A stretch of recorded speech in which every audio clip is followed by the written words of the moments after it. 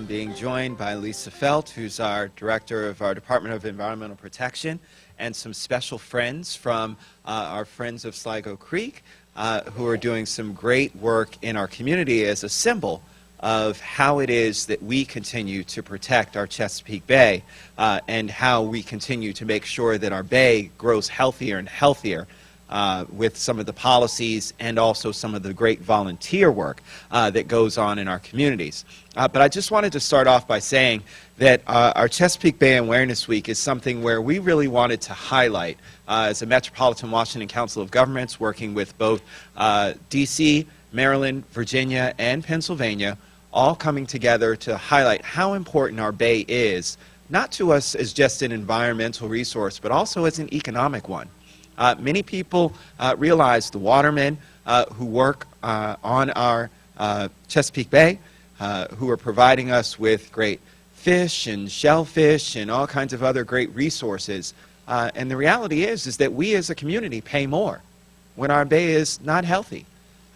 You can just look at the price of crabs that for this year, for the first time, have actually gone down. And you know, that's a result of the great work that's being done in our Chesapeake Bay, our prevalence of oysters. And we're seeing our oyster population start to rebound in the Chesapeake Bay. And that's all a result of the great work that's being done when it comes to restoration efforts, but also in relation to the great work that's being done, whether it's stormwater management, whether it's stream buffer restoration, all kinds of community cleanup that goes on. It all contributes and all makes a difference in the healthiness of our bay. And so I'm going to ask our director to make a few remarks, but I wanted to read this proclamation that highlights Chesapeake Bay Awareness Week. As the second week of June, I had an opportunity to be on the bay and actually go to a number of different events, including our Smithsonian Educational Research Center that's on the bay, that's doing some great work in terms of how we can continue to protect the healthiness. And so our proclamation reads, whereas Montgomery County embraces environmental stewardship locally, regionally, and globally as a fundamental responsibility to preserve and sustain our planet, and whereas Montgomery County recognizes it is our duty to preserve and sustain our watersheds, to conserve our county's natural resources, and to protect the Chesapeake Bay, which is the largest and most productive estuary in the United States.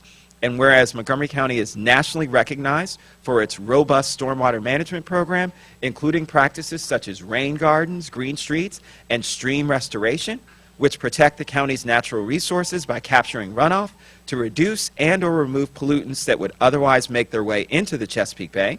And whereas Montgomery County strives to enhance the quality of life in our community by protecting and improving Montgomery County's air, water, and land in a sustainable way while fostering smart growth, a thriving economy, and healthy communities, which are all connected to our greater waterways, including the Anacostia River, the Potomac River, and the Chesapeake Bay. And whereas the Metropolitan Washington Council of Governments designated the second week of June as the Chesapeake Bay Awareness Week, now therefore does our county executive, Isaiah Leggett, and our county council president, Nancy Florine, hereby proclaim the second week of June 2016 as Chesapeake Bay Awareness Week in Montgomery County. And we encourage all of our residents to not only do their part just for Chesapeake Bay Awareness Week, but also every day of the year so we can have and protect our wonderful Chesapeake Bay. And that's signed the 14th day of June in the year 2016 by our county executive and county council president. Let me turn to Ms. Felt, our director of Department of Environmental Protection. Thank you, Councilman Rice, and thank you, the full council, for all your support for our great program. As Councilman Rice said, all waters are connected. All of our 8 watersheds in Montgomery County eventually go to the Anacostia and the Potomac, which eventually go into the Chesapeake Bay. So the main message I want to leave with you is all water is connected. We have done some tremendous work. Thank you to the great communities and citizens of Montgomery County for supporting this effort that we do to restore the bay and what we do in Montgomery County on watershed restoration. I do want to recognize Kit Carson from the Friends of Sligo Creek. We had an H2O summit earlier in March this year where we brought all our watershed partners together. And Kit was recognized as one of the hero of the year. She has done some incredible advocacy work on behalf of all things water, so really appreciate that Kit is here. But we work with many different watershed groups throughout the county and many different citizens, so thank you for all the work you do, and it is a partnership.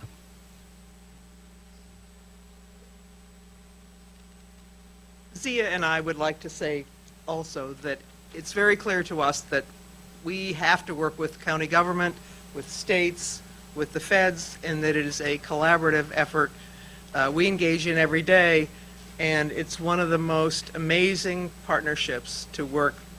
Are you making faces? It's one of the most amazing partnerships, which I greatly respect, and I'm so appreciative of the work of county council and of the county government. Thank you. Thank you very much. All right.